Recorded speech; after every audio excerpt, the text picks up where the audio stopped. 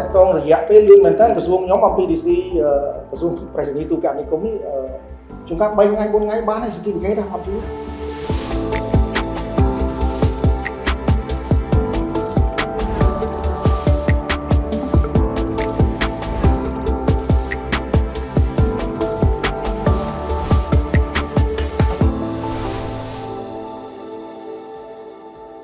ខ្ញុំឈ្មោះអៀងកំរងជាប្រធាននាយកដ្ឋានឧស្សាហកម្មបច្ចេកវិទ្យាគមនាគមន៍ព័ត៌មានហើយនៃកសិដ្ឋានបច្ចេកវិទ្យាគមនាគមន៍ព័ត៌មាននៃក្រសួងប្រៃសណីទូរគមនាគមន៍ហើយតួនាទីស្នូលរបស់នាយកដ្ឋានខ្ញុំហ្នឹងគឺមានតួនាទីមួយគឺទាក់ទងនឹងការចុះបញ្ជីក្រុមហ៊ុនICT ទាំងអស់ដែលបំពេញប្រតិបត្តិការនៅក្នុងប្រទេសជាណាចក្រកម្ពុជាយើងដឹងហើយគឺថ្មីនេះយើងមានប្រព័ន្ធមួយ CAMDX ដែលជាប្រព័ន្ធ integrate រួមនៃការចុះបញ្ជីរបស់អន្តរក្រសួងហើយដែលឡែកពីទស្សនវិជ្ជាពីការងារពីក្រសួងប្រៃសណីទូរគមនាគមន៍មកដល់ពេលនេះគឺយើងមានការ integrate នៃការចុះបញ្ជីក្រុមហ៊ុនទាំងអស់ចូលទៅក្នុងប្រព័ន្ធ CAMDX ហ្នឹងសឹងតែទាំងអស់ហើយវិស័យ ICT ទាំងស្រុងវិស័យប្រៃសណីក៏ទាំងស្រុងដែរដែលឡែកនៅតែវិស័យទូរគមនាគមន៍មួយក្រុមការងារបច្ចេកទេសយើងកំពុងតែធ្វើការងារបន្តដើម្បី integrate បញ្ចូលទៅក្នុង system CAMDX ហ្នឹងតាក់ទងនឹងការសុំវិញ្ញាបនបត្រអាជ្ញាប័ណ្ណឬក៏លិខិតអនុញ្ញាតពាក់ព័ន្ធហ្នឹងឥឡូវនេះយើងប្រើតាមប្រព័ន្ធ CAMDX រួមនេះគឺពុំមានការលំបាកទេសូម្បីតែតាក់ទងនឹងការ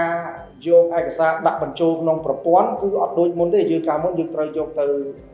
បញ្ជាក់នៅសាលាក្រុងឬសាលាខណ្ឌប៉ុន្តែឥឡូវនេះដោយសារបច្ចេកវិទ្យាយើងទំនើបមែនទែនយើង document ទាំងអស់យើងគ្រាន់តែ scan ចូលទេ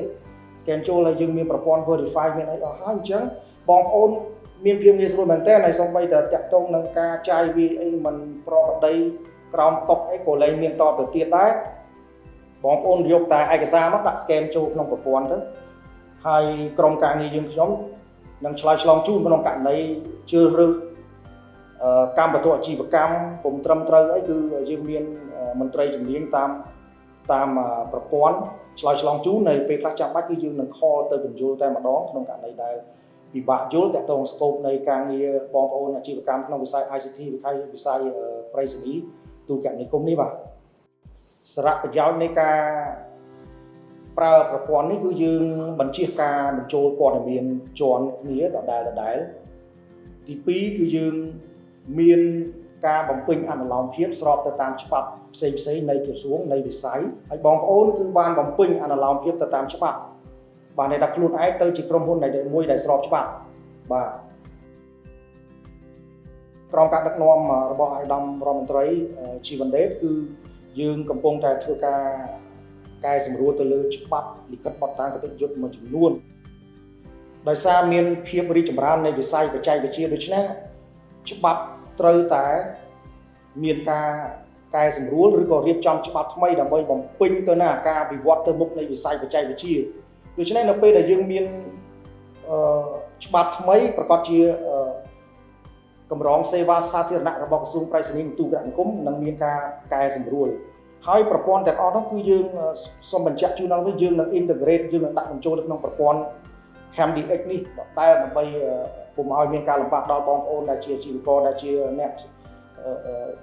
ធ្វើការងារនៅក្នុងវិស័យហ្នឹងទេគឺដាក់បញ្ចូលក្នុងប្រព័ន្ធហ្នឹងបងប្អូនអាច apply online payment online ផ្សេងៗទាំងអស់ដូចវាមិនមានការលំបាកទេ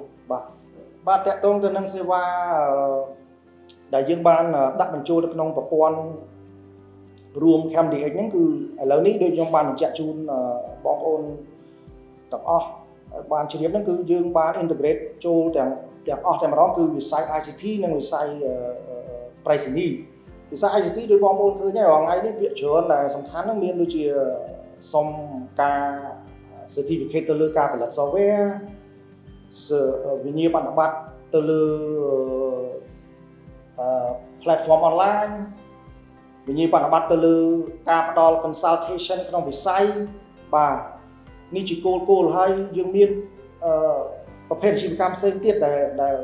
ខ្ញុំនិយាយមុននេះគឺអ្វីដែល common ដែលទូទៅបងប្អូនយើងអញ្ជើញមកសុំជាទៀងទាត់ហ្នឹងយើងមានរហូតដល់ data center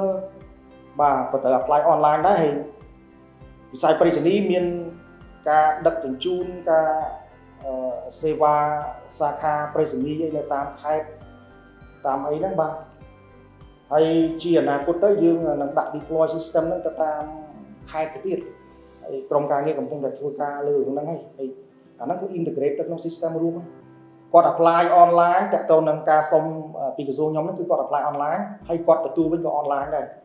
គាត់យកទៅព្រីមខ្លួនគាត់បានដោយសារយើង link ទៅប្រព័ន្ធ verify ហើយអញ្ចឹងយើងអត់អាចថាឯកសារហ្នឹងคล้ายបានទេអូតាក់ទងរយៈពេលលឿនមែនតើក្រសួងខ្ញុំអំពី DC ក្រសួងប្រៃសណីទូរគមនាគមន៍នេះជួនកាល3ថ្ងៃ4ថ្ងៃបានហើយ certificate អត់យូរយ៉ាងយូរ7ថ្ងៃនៃថ្ងៃធ្វើការការលំបាកនៃការ apply សុំការអនុញ្ញាតបំពេញអាជីវកម្មក្នុងវិស័យប្រៃសណីទូរគមនាគមន៍ ICT នេះកន្លងមកក្រុមការងារយើងជួបការលំបាកមួយចំនួនដោយសារតែចេះទេពីបងប្អូន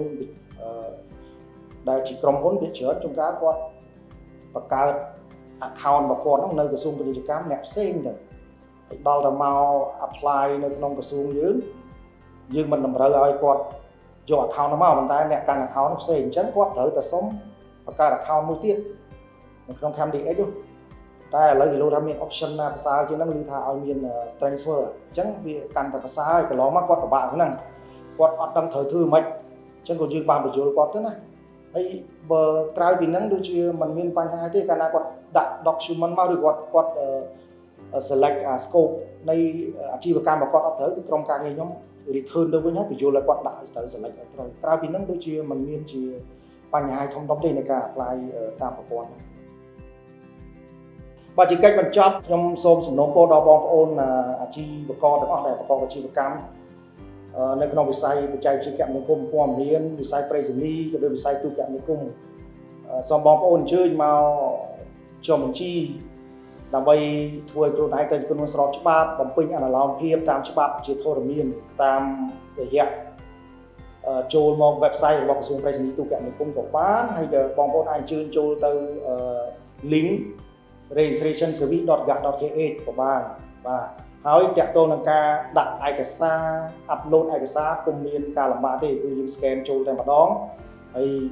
មន្ត្រីជំនាញនៃក្រសួងនឹងពិនិត្យមើលខ្វះខាតអីនឹងតាក់ទងទៅបញ្យល់បន្ថែមកែសម្រួលកែជូនតាមការចាំបាច់អរគុណបាទ